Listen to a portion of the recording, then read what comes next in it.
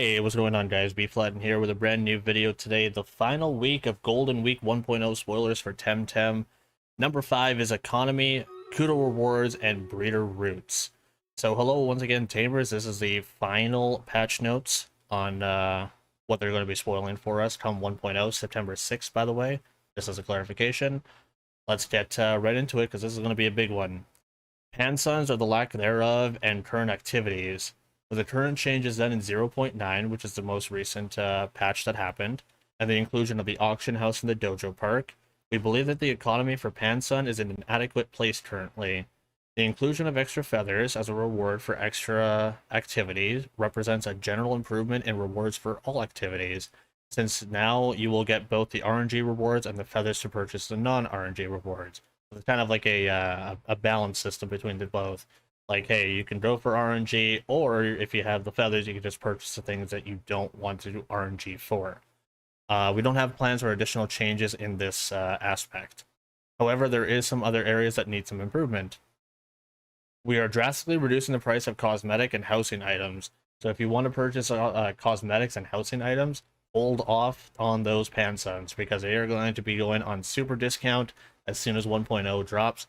So hold off on that. It's like 2 weeks away, and then your house is going to look absolutely wonderful and beautiful. So there's going to be a lot easier way to decorate your house in this case.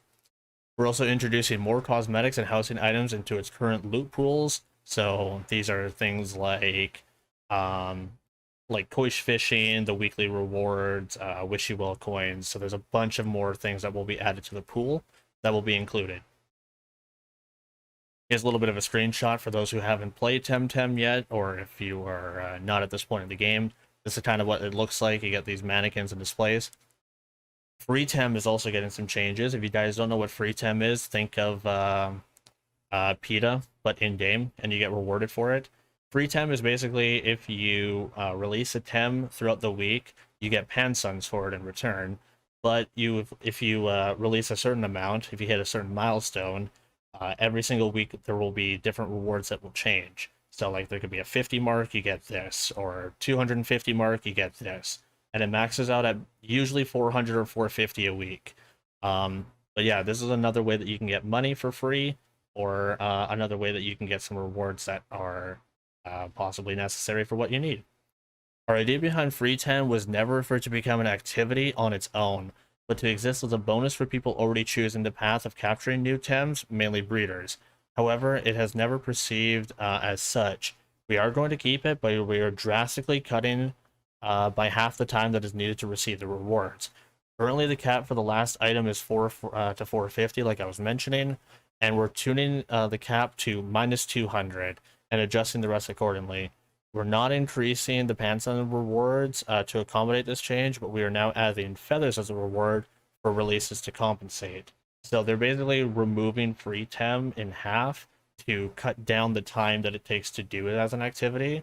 It was more or less, as I mentioned, supposed to be just a bonus, not really a let's do it as an actual activity that takes 6 hours or whatever. It's kind of just like there is like, oh, it's a bonus, you know? Last but not least, we're finally adding the rewards for completing kudos. So kudos are like their in-game achievements. So you know how in an achievement, you could press start, for example, and an achievement will pop up. TemTem has their own achievements. They're called kudos. So if you complete a kudo, not only do you get the message appearing on your screen, congrats, you completed a kudo, you actually get rewarded for it too. Most of the kudos will grant feathers, and that's why we weren't able to grant rewards before. So if you have them completed previously, you can actually still get rewarded for them come the time that they get the rewards for it. Some of them will also grant other more exclusive rewards like new cosmetics, housing items, titles, things like that. So if you completed them prior, great. If you haven't, now you have an incentive to complete these kudos. There is a logbook to see where your missions for your kudos are. The last breeder route. If you're new here, first of all, hi, welcome. Breeders were a backer tier on our Kickstarter whose perks included designing 1 Tem and 1 route each. We've slowly but surely been covering the process behind the creation of the Tems and routes. And today is the turn of Tutorix, I don't know who that is, the breeder behind Purpoise and Lowaddle, route the Sea Queen's Aquarium. This new route will be added to the game with version 1.0. So for those who kickstarted the game, they actually were able to design one TEM in the game, and they could actually include one route in the game as well for kickstarting the game. So now they're going to be including, I believe this is the last one, which is going to be super cool. I'm actually really excited about this. So the idea of this was to have an underwater tunnel, the sort that you see in aquariums. You know, where you have like the water all around you. You look up, you see, you know, the aquatic animals with fish swimming over your head. It was to have the camera place itself behind the player so that the tunnel's depth could be properly appreciated. We appraised the idea, but due to technical restrictions, we had to throw away the original idea of the tunnel and other possibilities because the camera cannot be shifted in TemTem. The tunnel made little sense because you never see the upper part of it. He even went as far as to send us another sketch for a different route idea, but eventually, and after thinking it thoroughly, we found a way to make the tunnel work that was complacent with the game's limitations. The idea was that instead of a round tunnel, you would have a main pathway surrounding the gigantic tanks of water instead of walls. So this is what the designs look like instead of the original sketches. It's like you'll have people fishing on the side, and you'll have the trainer going through here. You have the upstairs level, things like that. We're going to be playing card games. Thank you for the lurks, Shiny. I appreciate that a ton. Thanks for hanging out. He really liked the idea, so that they moved forward with it to make some adjustments, and here's the big massive area for it now. You start the route here, you end the route over here. We chose Denise as the site for this route because although it's an island full of content already, it matched the aquarium thing to a T. And we like the idea of having a new route being a secondary zone to Denise. We decided to have it be nestled between the mountains and the northeast of Denise, the first island. Connecting the route with the Solaro River comes with the cabins. Here's the old, and here's the new. Gameplay-wise, the route was conceived to be something completely optional. This entire thing is going to be also entirely optional. Thus creating a wild area that is unique to the whole game, accessible only after you obtain the fishing rod. So once you obtain the fishing rod, you can actually go in here.